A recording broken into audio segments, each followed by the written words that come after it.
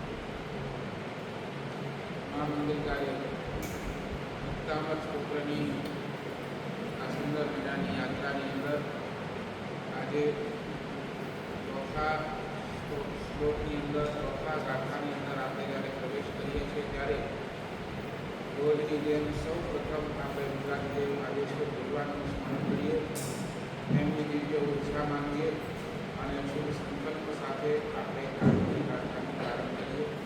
એની આપણી વર્ગ ભાવથી એ યુગાદી દેવાદેશ્વર ભગવાનનો ભાવ ધારા આપણને જીવીએ.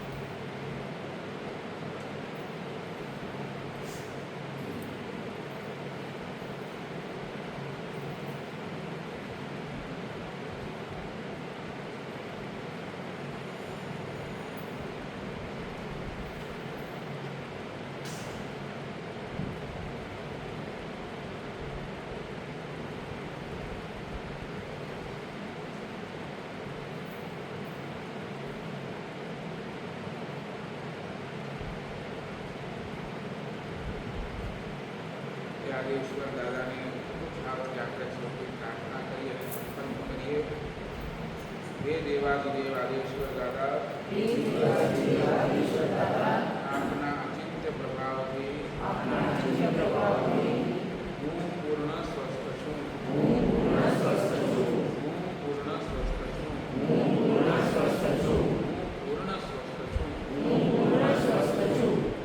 પૂર્ણ શાંત છું.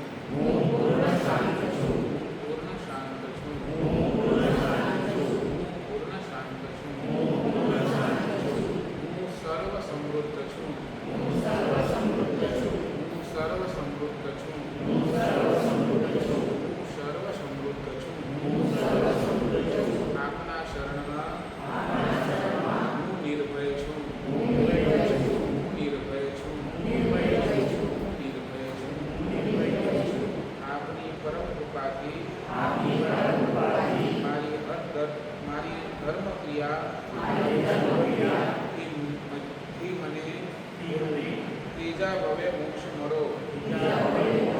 મારી ધર્મ ક્રિયાથી ત્રીજા ભવે મોક્ષ મળો. મારી ધર્મ ક્રિયાથી મને ત્રીજા ભવે મોક્ષ મળો.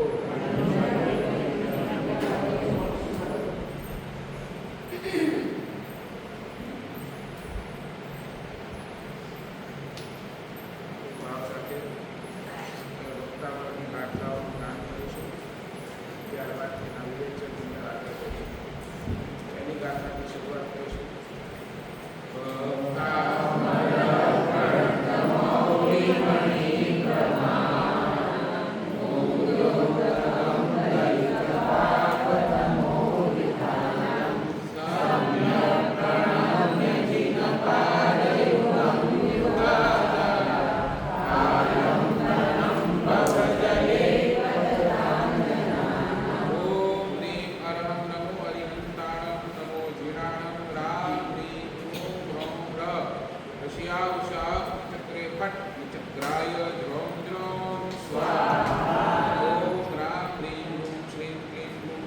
ઓમ હ્રીં નમઃ યહ સંસ્તુત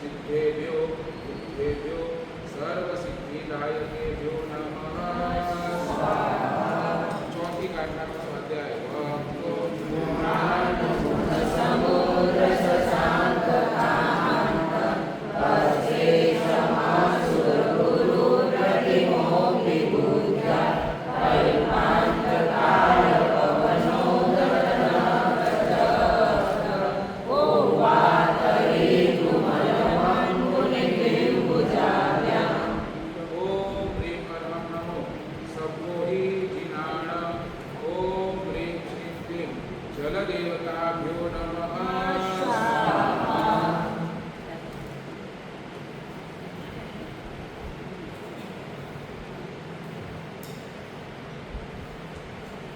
વીસ 22 વર્ષનો એક યુવાન કોઈ સંત પાસે આવે છે અને સંતને કહે છે કે મને પરમાત્માથી મળવું છે, મારો પરમાત્મા સાથે કંઈક ભેટો કરાવી. સંતે એની તરફ દ્રષ્ટિ કરી, એના દ્રષ્ટિની અંદર જોયું કે આ છોકરો કંઈ મજાક નથી કરતો, એ કંઈક સિરિયસ છે. એના આંખોની અંદર ગંભીરતા દેખાય, એના મનની અંદર ભગવાનને મળવાની કંઈક થોડીક તલબ દેખાય. અને સંતે એને કહી દીધું, દોસ્ત એક કામ કર, આજે તો નહીં પણ આવતીકાલે સવારના વહેલો 6-7 વાગ્યા સુધી તું નદીના કિનારે મને મળ, મેં ત્યાં હોય આપણે બે ત્યાં તારા પ્રશ્નનું ઉત્તર હું આપી દઈશ. છોકરો ગયો. બીજા દિવસે બરાબર 6-6:30 વાગ્યાના ટાઈમે એ નદીના કાંઠે આવી ગયો અને એટલી વારમાં સંત પણ આવ્યા અને વળી પાછો એ છોકરાએ જ પ્રશ્ન કર્યો, મને ભગવાનથી મળવા છે, મને ભગવાનનો ભેટો કરાવી આપ. એટલે સંતે કીધું, જો વાત તારી બરાબર છે, પણ પહેલાં છે ને ભગવાનને મળ્યા પહેલાં આપણે થોડીક શુદ્ધિ કરી લઈએ. તરતા આવડે છે? છોકરાએ કીધું, હા તરતા આવડે છે. તરતા તને આવડે છે, તરતા મને આવડે છે. આપણે આ નદીની અંદર ડૂબકી લગાવવાની છે અને આપણે આની અંદરથી પહેલાં શરીરની શુદ્ધિ કરી લેવાની. એટલે છોકરો અને સંત બે નદીની અંદર ડૂબકી લગાડે છે. ડૂબકી લગાડે છે, શું કરવાનું આ ડૂબકીમાં?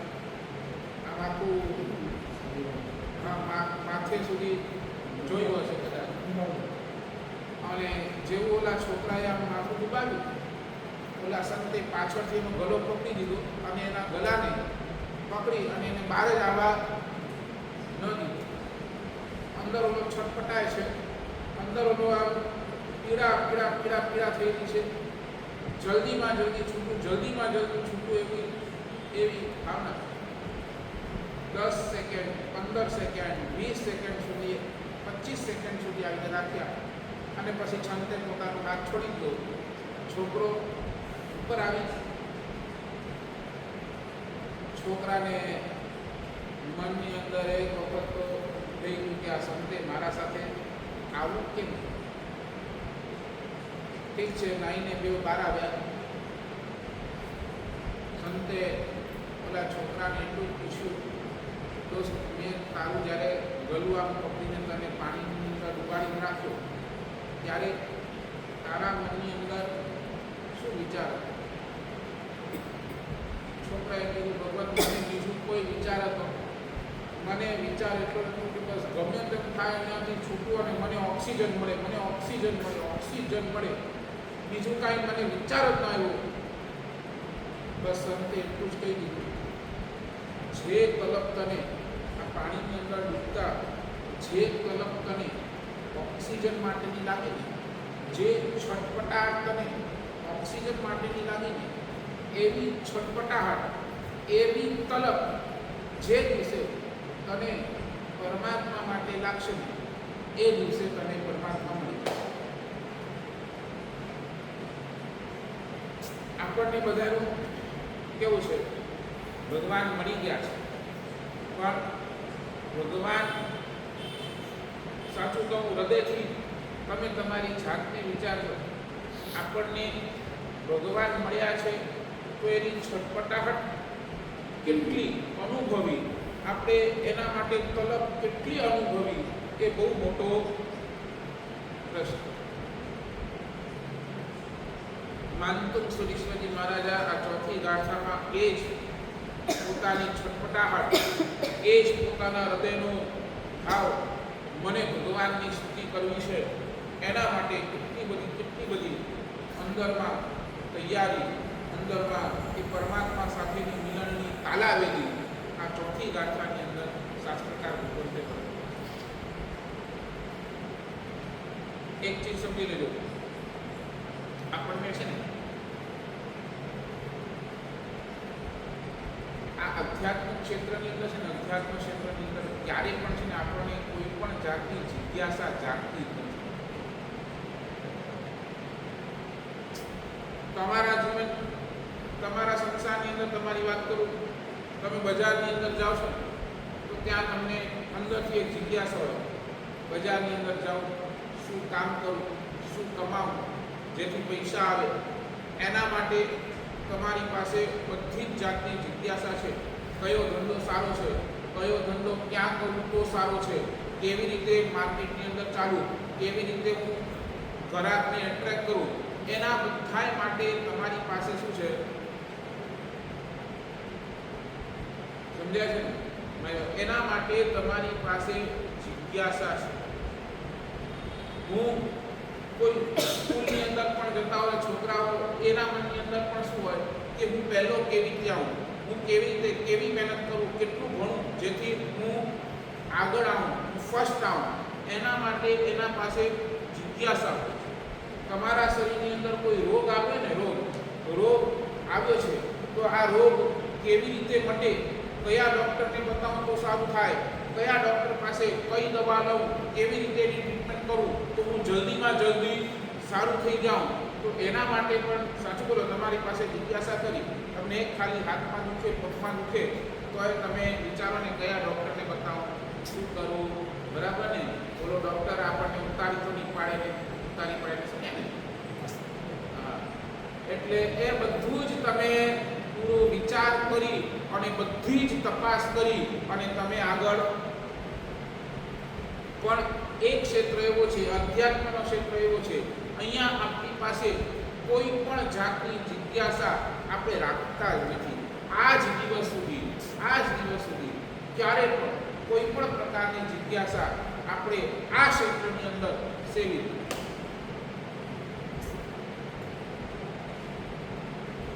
પ્રવચન ચાલે, પ્રવચનની અંદર અમે શું કરીએ છીએ?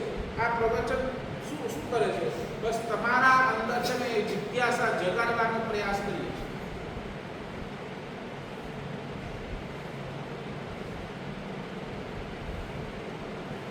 અહીંયાથી અમે તમને અલગ અલગ એંગલથી ભગવાનના ગુણો, ભગવાનની વાતો, ભગવાનની વાણી, એની બધી ઘણી બધી વાતો કરીએ તો તમને અંદરથી આમ જિજ્ઞાસા થાય કે નહીં, આ સાંભળવા જેવું છે, આ સાંભળીએ, આનાથી કાંઈ મેળવવા જેવું છે. બાકી તમારા મનની અંદર તો સામેથી આજ સુધી એક પણ વ્યક્તિ મારી પાસે એવો આવ્યો નથી કે સાહેબ આ ભગવાન, આ પરમાત્માનો ધર્મ કેવી રીતે પાળી શકું, કેવી રીતે એની આરાધના કરી શકું, અંદરથી સમજાય છે? સંસારનો ક્ષેત્ર તમારો આખો મજેથી ચાલે છે, કારણ ત્યાં તમારી પાસે જિજ્ઞાસા છે અને જિજ્ઞાસાના બળથી તમે એની અંદર ગમે તેટલું ખેડી લો છો. અહીંયા તમને 1% પણ તમને જિજ્ઞાસા નથી, એટલે અહીંયા તમારી પાસે કોઈ પ્રશ્ન નથી. અહીંયા તમારી પાસે સાચું બોલો ને, આખા દિવસની અંદર તમને પરમાત્મા કેટલી વાર યાદ?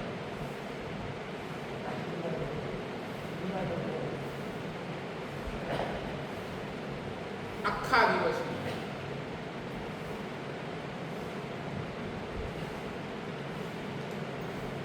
દિવસની અંદર શરીર યાદ આવે આપણને. 24 કલાક શરીર યાદ આવે. ભૂખ લાગી હોય ને શું યાદ આવે? બોલો આ પાર ક્યારે 8:30 વાગે, ક્યારે 8:30 વાગે.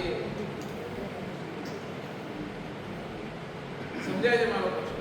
24 કલાક આપણને છે ને આ શરીર યાદ આવે. શરીર યાદ આવે.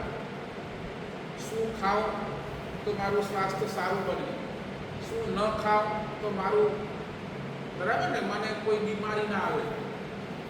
એ બધી તમને શું અનુકૂળ છે, શરીરને શું ખાવે છે, શરીરને શું નથી ખાવતો, એ બધા એની તમારી પાસે ડિટેલ નોંધ, બરાબર ને?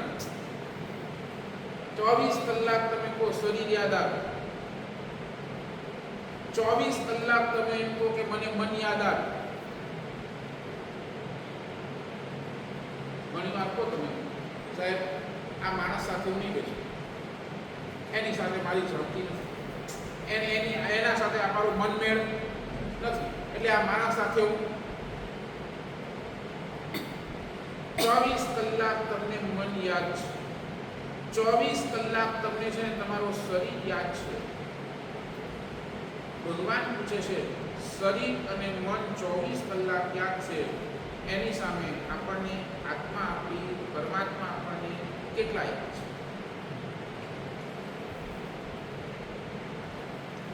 ક્યારે વિચાર્યું આમ કરીશ તો મારા આત્માને શું થશે, આમ કરીશ તો મારા આત્મા કેટલો કર્મોથી ભારી થઈ જશે, આમ કરીશ તો મારા ભગવાનને સારું લાગશે કે નહીં, આમ કરીશ તો મારા ભગવાનને કેટલું ગમશે? આવું ક્યારે મનની અંદર વિચાર આવ્યો?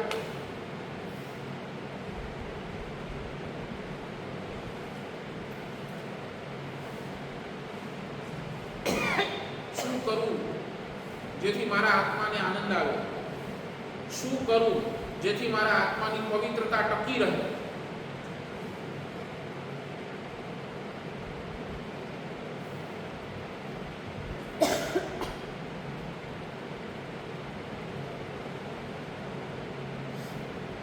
નથી બેસતી એની વાત.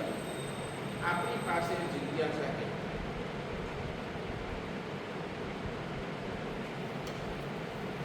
સાચું બોલો, સવારનો સમય હોય, સવારના સમયની અંદર બધું ઉઠ્યા હો, સવારના પહેલું ચીજ તમને શું યાદ?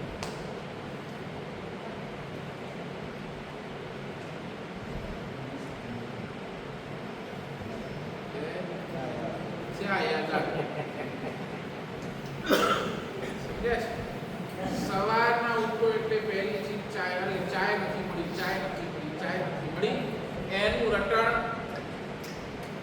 નહીં.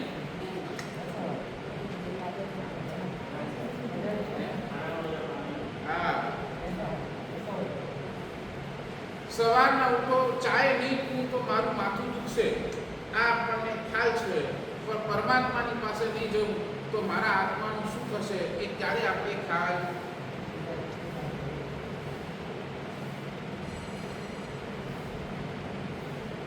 જેમ ખાધા વિના મારે ચાલશે જ નહીં, પીધા વિના મારે ચાલશે જ નહીં, એમ ક્યારે લાગ્યું કે નહીં પરમાત્મા વગર મને ચાલશે જ નહીં?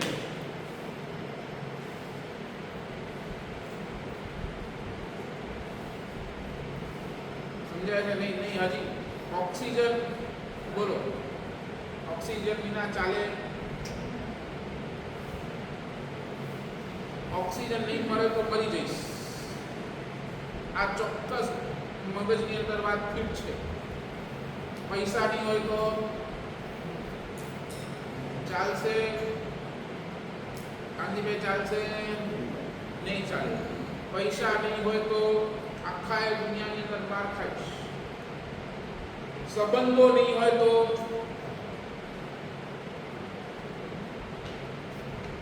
સમજાય છે ને? મારી મનની વાત ક્યાં જઈને કહીશ? સંબંધો જ નહીં હોય, એકલો હોઈશ, મારી મનની વાતો ક્યાં જઈને કરીશ? ઓક્સિજન નહીં હોય તો મરી જઈશ, પૈસા નહીં હોય તો માર ખાઈશ, રિલેશન નહીં હોય તો હું મારી સમાધિ ટકાવી જ નહીં શકું. પણ એક પરમાત્મા નહીં હોય તો હું ક્યાં જઈશ? એવો વિચાર આજ સુધી આપણને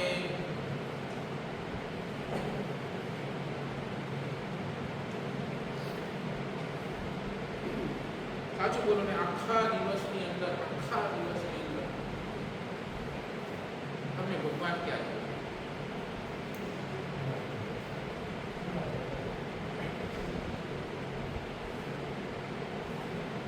અને ઘણા જણા તો મને એવા મળ્યા, પરેશભાઈ કેટલા જણા સાહેબ ભગવાન અમારા જીવનની અંદર આવે કે ના આવે અમને કોઈ ફરક પડતો નથી, અમારું જીવન તો અમારા જીવનનું તો એક જ ગોલ છે, ખાઓ પીઓ. બાકી ભગવાન અમને મળે કે ન મળે એનાથી અમને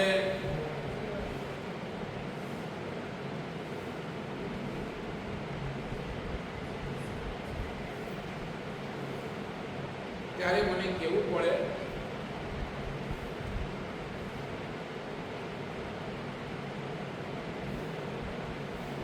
બહુ કઠોર શબ્દ ત્યાં ઉપદેશ માળાની અંદર શાસ્ત્રકાર લોકો લખે છે. એક કામ કરો દોસ્ત, તમને એમ લાગે છે ને ભગવાનની જરૂર શું છે? એક કામ કરો, તમે છે ને તમારા જીવનની અંદર એક એવો લિસ્ટ તૈયાર કરો. સમય કેટલો પણ ચાલ્યો જાય, પણ એ સમયની અસર એ ચીજ પર નથી, એ ચીજ પર ક્યારે થતી નથી, એની છે ને એક લિસ્ટ બનાવો. સમજાયું મારું? ઉપદેશ માળાકારે બહુ સરસ મજાનો એક આપણને સૌને છે ને એક કોટેશન આપ્યો. એ એટલું જ કહે છે, જે વ્યક્તિ એમ કે મને ભગવાનની જરૂર નથી, મને પરમાત્માની જરૂર નથી, દોસ્ત એક કામ કર, તું તારા જીવનની અંદર સમય કેટલો પણ ચાલ્યો જાય, સમય કેટલો પણ પસાર થઈ જાય, પણ એ સમયની અસર એ ચીજ પર પડશે જ નહીં એવી વસ્તુઓ તમારા જીવનની અંદર કેટલી.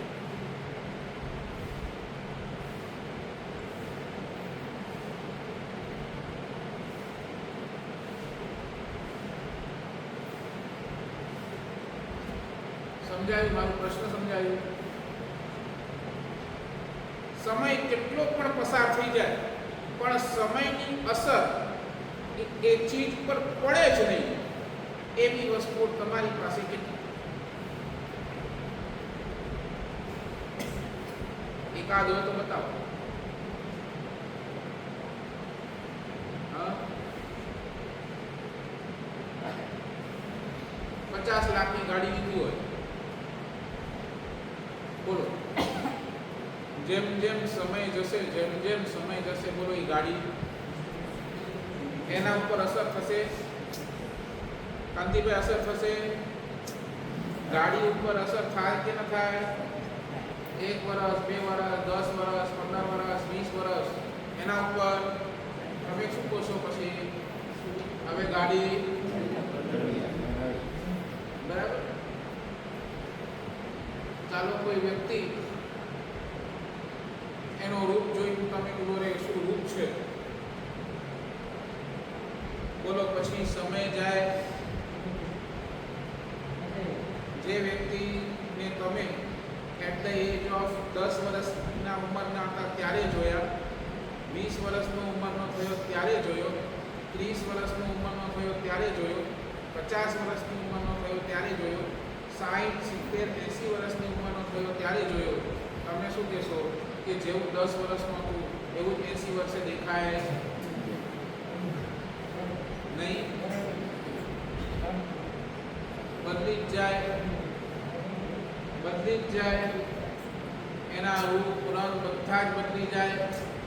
બોલો 10 વર્ષની અંદર જે એની પાસે નિર્દોષતા હતી એ 50-60 વર્ષે નિર્દોષતા મળે?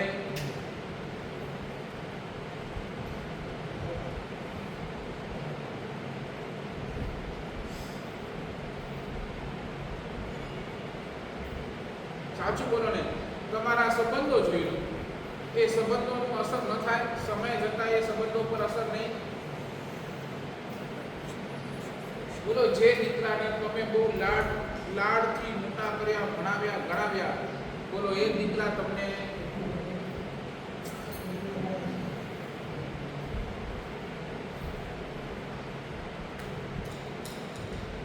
સમજ્યા છે મારી વાત? શરીર કહી લો, સામગ્રી કહી લો, તમારો સંસાર કહી લો, જેટલો પણ તમારો સંસાર છે, રિલેશન છે, એક એવી ચીજ બતાવો જેના ઉપર સમયની અસર નથી.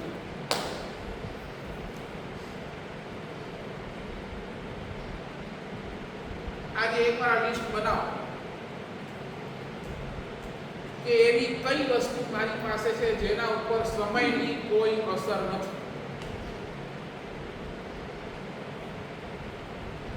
ભાઈ કેટલી લિસ્ટ મળે, કેટલા ચીજો મળે કે જેના ઉપર સમયની અસર થાય જ નહીં, એવી એક પણ વસ્તુ મળે?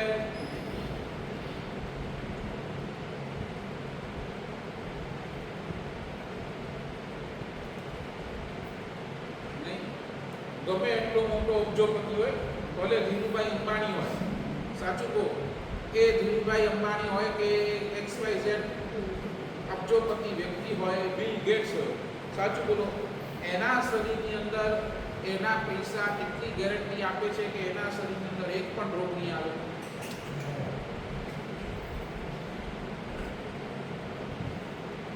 તો એ સમય ગયો પછી એ સંપત્તિનું પણ શું?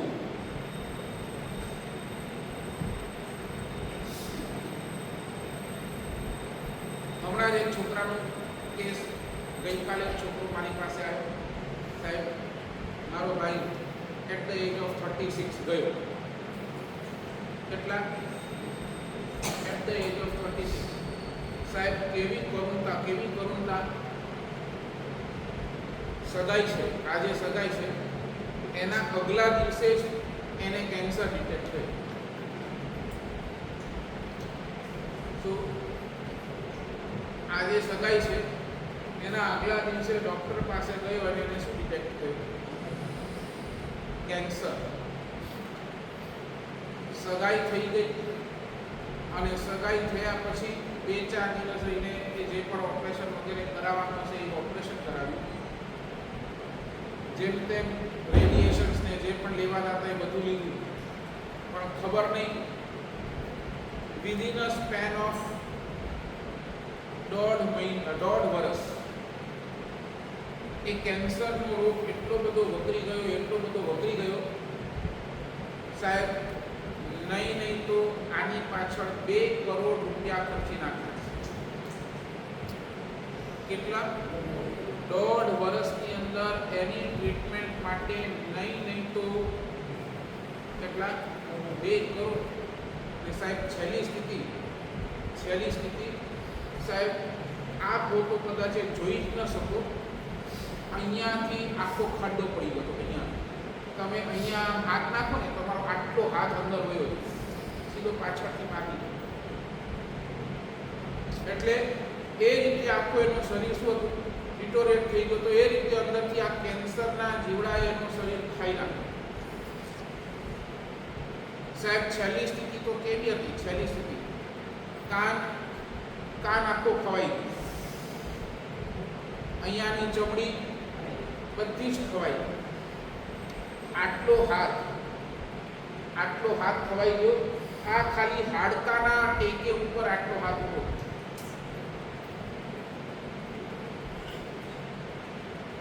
વિચાર કરો. અને એટ ધ એજ ઓફ 36 એ છોકરો સાહેબ રાતના કે છે, બસ આવતીકાલનો મારો છેલ્લો દિવસ છે. અને બીજા દિવસે સવારના ઓલો રોડ હોય એની ડ્રેસિંગ જે પૂરી કરે છે. હવે અહીંયાથી તો બધું બંધ હતું, શ્વાસ પણ અહીંયાથી ચાલતો અને છેલ્લો અહીંયાથી ઉલટી આવી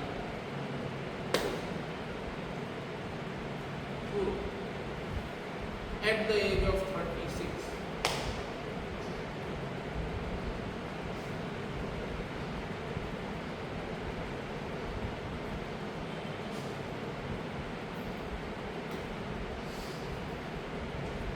બધાને તમે મને કહો કે સાહેબ ભગવાનની જરૂર શું છે?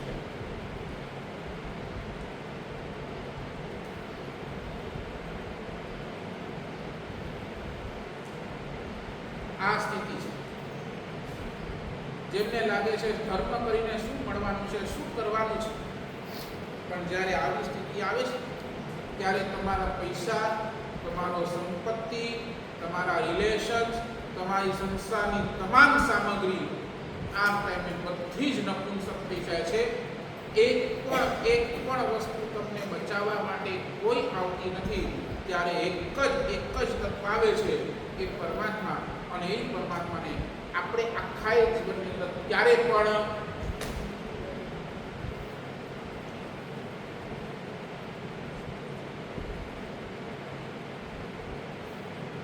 શું બોલો, આ અમીરી આપણી પાસે કરી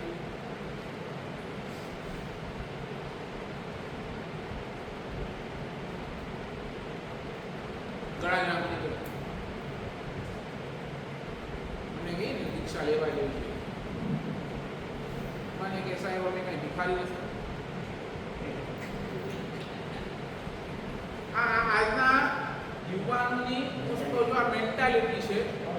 હવે કેમ દીક્ષા લેવા જેવી છે, સંસાર છોડવા જેવો છે, આવી બધી વાતો જ્યારે એમની સામે કરીને આપણે સીધો સામે આ જ પ્રશ્ન કરે, સાહેબ અમે કઈ ભિખારી નથી. શું કાંતિભાઈ, શું શબ્દો હોય છે?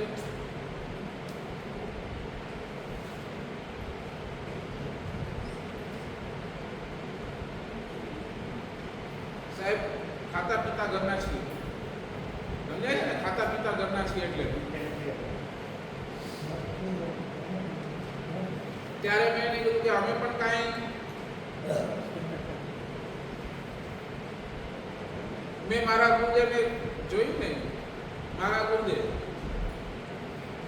એ એમનું જે ગામ છે કચ્છની અંદર લાલા ગામ, એ લાલા ગામની અંદર એમના પિતાજીએ સ્વદ્રવ્યથી આખું ચંદ્રપ્રભ સ્વામી દાદાનું જિનાલય સ્વદ્રવ્યથી બનાવીને શ્રી સંઘને અર્પણ કર્યું.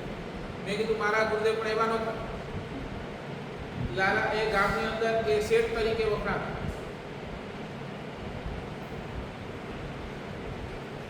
અને છતાંય બધું જ છોડીને, બધું જ વૈભવ છોડીને આ પરમાત્માના માર્ગની અંદર આવી ગયા. કારણ આ એક જોઈ લીધું, આ અસારતા જોઈ લીધી.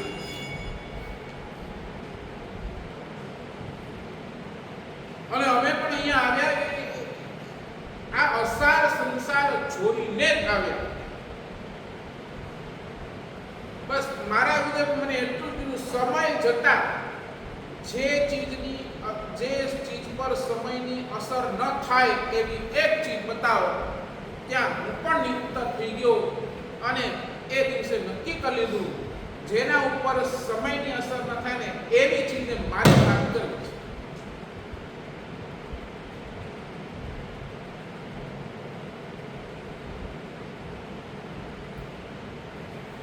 આખી દુનિયાની અંદર તમે જિજ્ઞાસા લઈને પડશો ક્યાંથી શું કેવું મળશે, પણ એકવાર આ સમય જશે ને તમને એની બધી જ ખબર પડી જશે.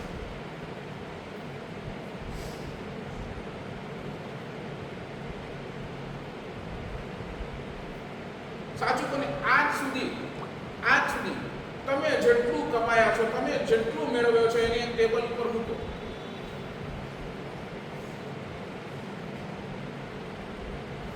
અને ટેબલ ઉપર મૂકીને આ બધી જ વસ્તુઓને એક પ્રશ્ન કરો, મારી આંખ બંધ થઈ જાય પછી તું આ બધી વસ્તુ મને કેટલી કામ લાગશે?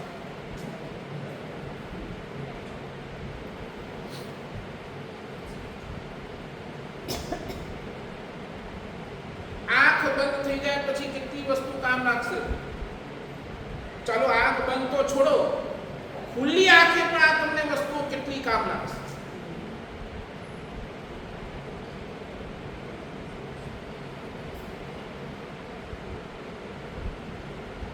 કેટલી? એટલે શાસ્ત્રકાર પહેલા નંબરની અંદર કહે છે તમારા હૃદયની અંદર આ એક જિજ્ઞાસા જાગે, એ જિજ્ઞાસા એ ધર્મ પ્રત્યેની હોય, એ પરમાત્મા પ્રત્યેની હોય. મને ભગવાન મળે, મને મારા ભગવાન મળે તો કઈ રીતે મળે? મારા ભગવાન મારા ભગવાન સમય જાય બધી જ ચીજો નપુંસક થઈ શકે છે.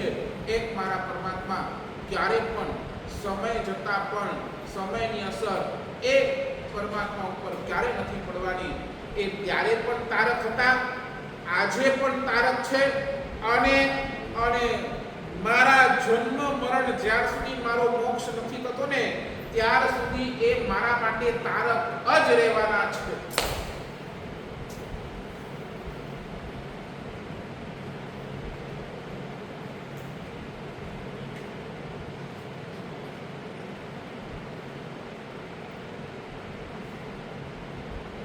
બોલો ને ઓલો અનાથી મુનિ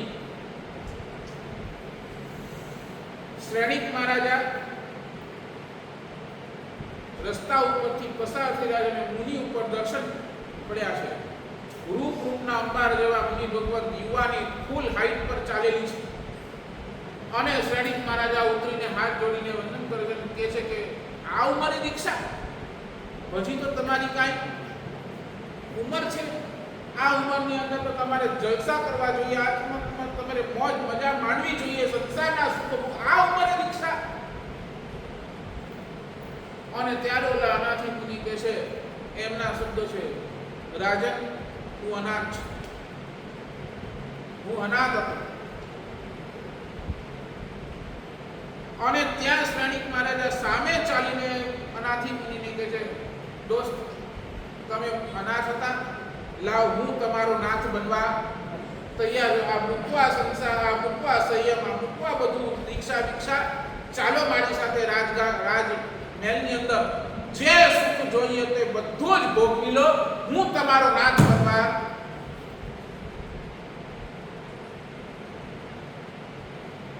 અને ત્યારે અનાથી મુનિએ એક હલકી સી મીઠી સ્માઈલ આપી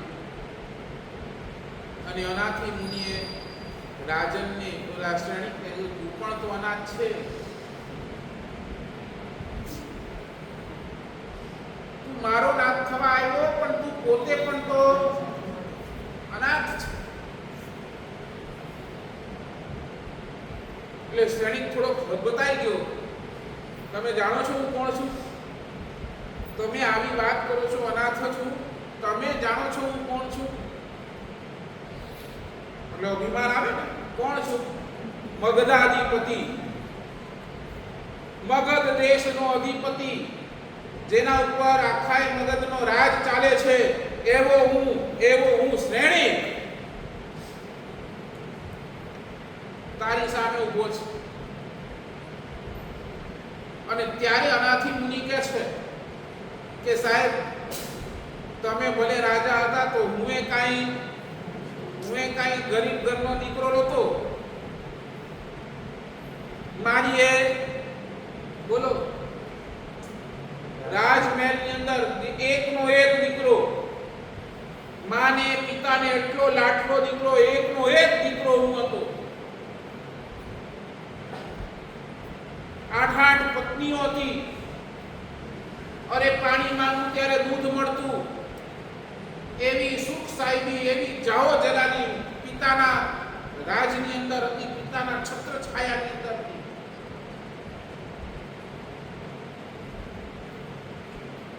પણ એક દિવસ શરીરની અંદર આવેલો રોગ, શરીરની અંદર આવેલો આ જવર તાવ આવ્યો, તાવ. અને તાવની અંદર શરીર એટલો બધો બળે, એટલો બધો અંદરથી લાય થાય, ચેન જ ન પડે. મારા પિતાજીએ નગરની અંદર બેસ્ટમાં બેસ્ટ ડોક્ટર લઈ આવે, તમારી ભાષાની અંદર શું કહું આપણે બેસ્ટમાં બેસ્ટ ડોક્ટરને બતાવીશું, ટ્રીટમેન્ટ કરીશું. Best hospital, best doctor. મારા પિતાજી નગરના બેસ્ટમાં બેસ્ટ ડોક્ટર વૈદ્યને લઈ આવ્યા, જેના પાસેથી ક્યારેય પણ એક પણ કેસ ફેલ નથી ગયો. એવા વૈદ્યોએ મારી ટ્રીટમેન્ટ ચાલુ કરી. દવાઓ લઉં, જે રીતે ડોક્ટર્સ કે આ ખાવાનું, આ ન ખાવાનું, આ પીવાનું, આ ન પીવાનું, આ લેવાનું, આ ન લેવાનું, બધી જ ટ્રીટમેન્ટ કરી, બધી જ ક્રિયા પાડી. અને છતાંય કેમે કરીને 2 દિવસ, 4 દિવસ, 10 દિવસ, 15 દિવસ સુધી આ તાવ ગયો. એટલે બેસ્ટ ડોક્ટરે કીધું કે હવે અમારી પાસે પણ કોઈ ઈલાજ. સાહેબ, આ શરીરની અંદર આમ પીડા થાય, આમ અગ્નિ નીકળે, અગ્નિ કે હમણાં જ બળીને મરી જાવ એવું થાય. મારી પત્નીઓ મારા શરીરની અંદર શીતળતા આવે, શીતળતા એના માટે ચંદનનો લેપ ઘસે. અને રોજ મારી પત્નીઓ શરીર ઉપર ચંદનનો લેપ લગાડે. ચંદનનો લેપ જ્યાં સુધી ઓલો ઠંડો હોય ને, ઠંડો, ત્યાં સુધી થોડી ઘણી રાહત મળે. પણ જેવો ઓલો લેપની અસર ખલાસ એટલે વળી પાછો એ જ. અને એમ કરતા અરે ઓલો પત્ની છે ને આમ ઘસે ને ત્યારે આમ પેલા હાથમાં પહેલા સુહાગના કંગણ એ આમ અવાજ આવે. એ અવાજ પણ મારાથી સહન ન થાય એવી મારી પરિસ્થિતિ. અવાજ પણ કોઈ કરે ને તો એ આમ થાય કે અરે બંધ કરો અવાજ. અને એવી સ્થિતિની અંદર એક રાતે મેં મનની અંદર ભાવના કરી, આ શરીર જેને મેં એટલું બધું સાચવ્યું એ નપુંસક થયું.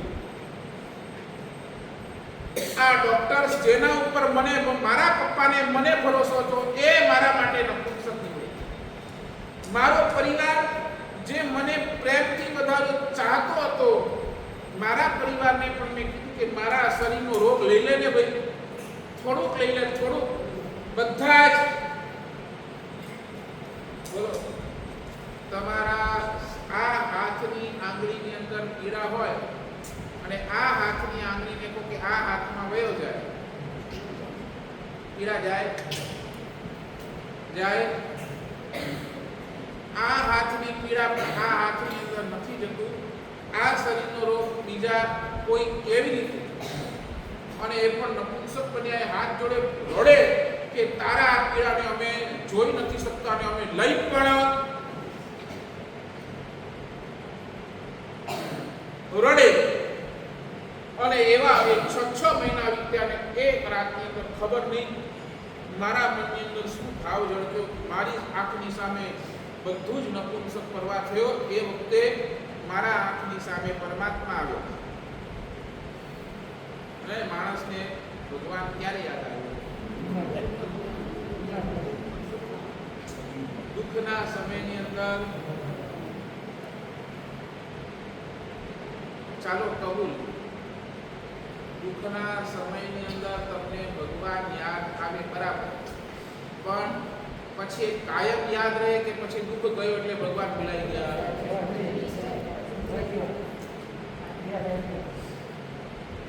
જેવું દુઃખ ગયું એટલે આપણે સ્વાર્થી બની ગયા. આપણે ભગવાનને પણ એ વખતે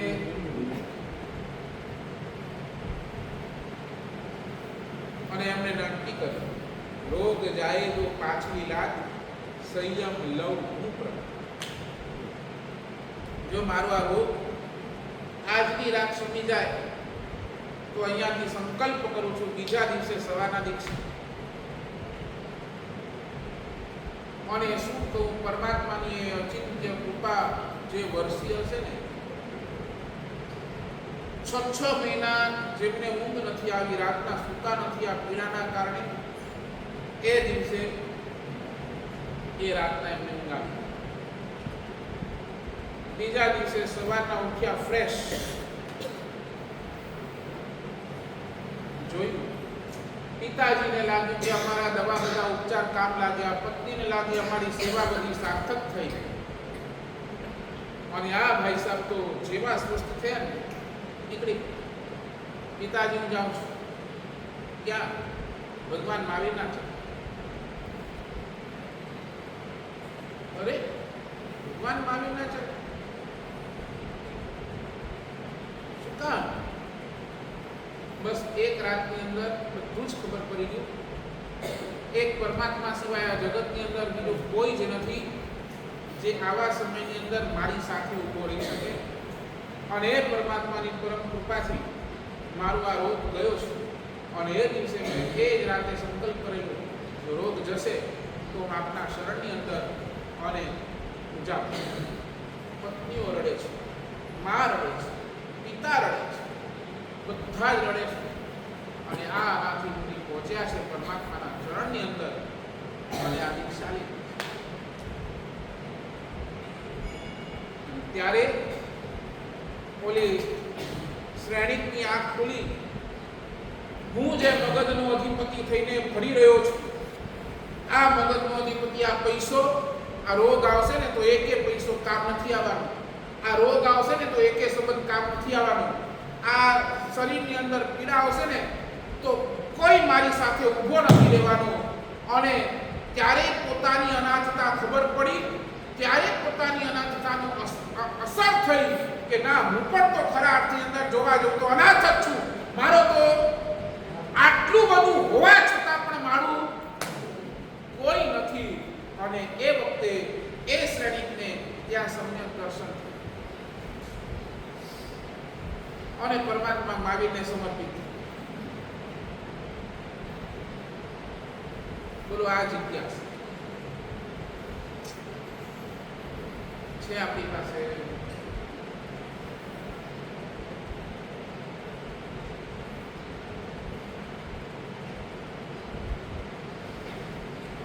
શું લાગે છે આપણે આના માનતુમ સુરીમાં આજ વાત કરે છે ચોથી ગાથાની અંદર માનતુમ સુરીમાં જ કે છે ભગવાન આપના ગુણો અનંત છે આપ અનંત ગુણના માલિક છો દેવોના ગુરુ કોણ દેવોના ગુરુ બૃહસ્પતિ દેવોના ગુરુ પણ ભગવાન આપની પવિત્રતા કે અહીંયા લખેલું છે આપની પવિત્રતા આપના ગુણો કેવા તો ચંદ્રને પણ એકવાર શરમાવવું પડે છે શું લખ્યું ચંદ્રને પણ એકવાર શરમાવવું પડે એવા પરમાત્મા આપના ગુણો છે એવી આપની પવિત્રતા છે એવા પવિત્રતા એવા ગુણોને ગાઈ શકવા માટે બોલો દેવોના ગુરુ બૃહસ્પતિ પણ સમર્થ નથી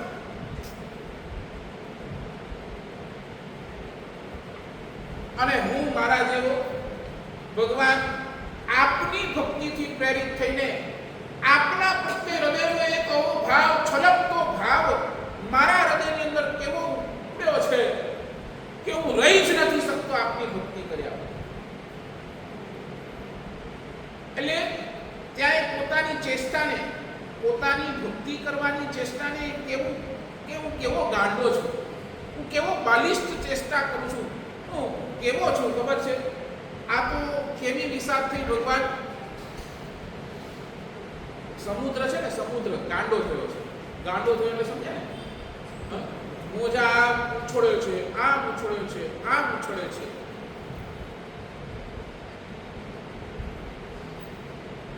અને મોજાઓ પણ કેવા તો તોફાની થયા તે પર્વતને આંબી જાય એની હાઈટને આંબી જાય એવા ઉછળે છે અને ગાંડો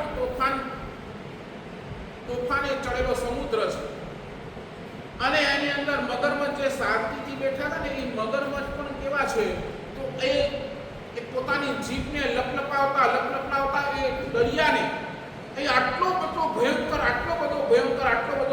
કરી રહ્યા છે અને એમાં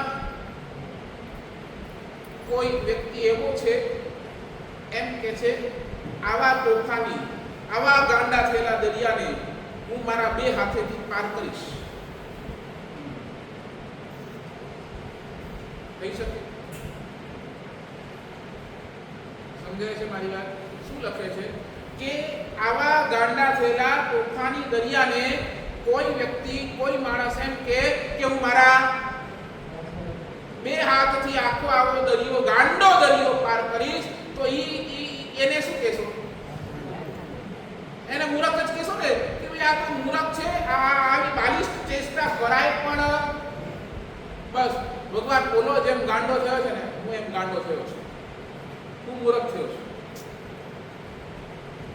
તારા ગુણો ગાવા માટે ભગવાન મારી 1% સમર્થતા નથી, નહીં, બિલકુલ નહીં. પણ ભગવાન તું મને એટલો બધો ગમી ગયો છે, તું મને એટલો બધો વાલો થઈ ગયો છે, તું મને એટલો બધો પસંદ પડી ગયો છે, આખી દુનિયા જોઈ લીધી, એની અંદર મને એક જ ટોપ ક્લાસ જો કોઈ લાગ્યું હોય તો ભગવાન તું છે.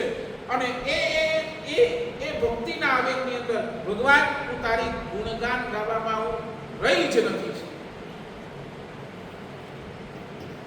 ભગવાન અલ્પ પ્રયાસ, માત્ર અલ્પ પ્રયાસ કરવા માટે હું તૈયાર છું.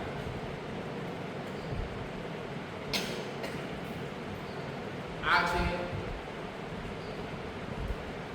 માનતુમ સુરી મહારાજના હૃદયની અંદર ઉઠેલી જિજ્ઞાસા.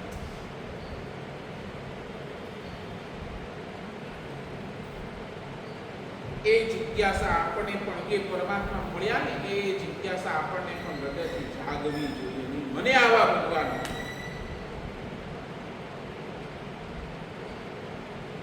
એટલે આજે ચેક કરી લેજો.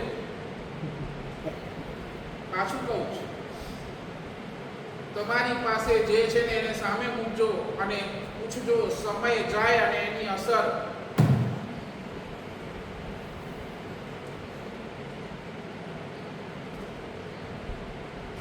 ચોથી ગાથા શાસ્ત્રકાર ભગવત જ્ઞાન કહે છે. આ ચોથી ગાથા આપણને એક પરમાત્મા પ્રત્યેનું સમર્પણ ભાવ આપે છે. એનો આધ્યાત્મિક લાભ ચોથી ગાથાનું વારંવાર સ્વાધ્યાય કરવાથી શું થશે કે હૃદયની અંદર પરમાત્મા પ્રત્યેનું અદ્ભુત કોટીનું સમર્પણ જાગશે. વૈરાગ્ય, તમારા હૃદયની અંદર જો વૈરાગ્ય જગાડવો હોય તો આ ચોથી ગાથા.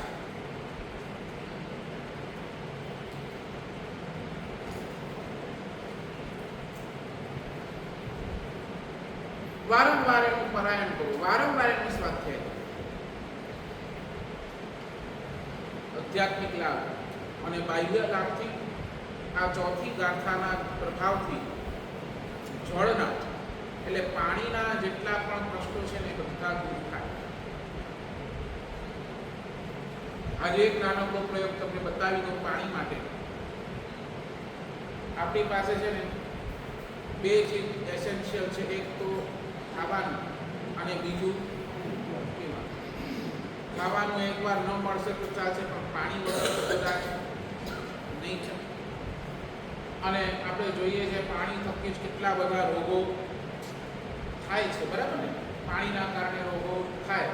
તો આ બધા જ પાણીના રોગોને નષ્ટ કરવા હોય તો આ ચોથી ગાથાનું પારાયણ કરો, ચોથી ગાથાનું સ્વાધ્યાય કરો, ચોથી ગાથાનો બુદ્ધિ અને એનો મંત્ર એની સાથે બોલો. 3 વાર બોલો, 9 વાર બોલો, તમારી જેટલી અનુકૂળતા. અને તમે જે ઘરની અંદર જે ગળાની અંદર પાણી પીઓ છો એ ગળાની સામે ગળો ભરાઈ જાય, આખો ગળો ભરી નાખો પાણીથી. આખા દિવસની અંદર તમે જે પાણી પીતા હો એ પાણી ગળો ભરી નાખો અને એ ગળાની અંદર સામે બેસી આ ચોથી ગાથા બોલવાની, એનો વૃદ્ધિ અને એનો મંત્ર બોલવાનો. અને તમારો રાઈટ હેન્ડ, એ રાઈટ હેન્ડ આમ ફરાવતા ખાલી આટલું એને એ પાણીને પણ હીલ કરવાનું, પાણીને પણ ચાર્જ કરવાનું કે આ પાણી અમૃત તુલ્ય છે, આ પાણી અમૃત તુલ્ય છે, હું જે આ પાણી પીવું છું આ અમૃત તુલ્ય છે. એવું વારંવાર તમારી અનુકૂળતા 5 મિનિટ 10 મિનિટ સુધી એમ ખૂબ ભાવથી આદેશ્વર દાદાને યાદ કરી અને આ પાણીને તમે આખું ચાર્જ કરો. અને એ ચાર્જ કરેલું પાણી તમે પીઓ, 100% તમને પાણીથી થતા કોઈ પણ રોગ થશે નહીં. આ દાદાની તાકાત છે, આ દાદાનો પ્રભાવ છે. આદેશ્વર દાદાની ભક્તિનો આ જ ભાવ રહેલો છે. આ ભાવ આપણે સૌ કોઈ કેળવીએ એ શુભકામના જનારના અમૃત બોલાયો હતો.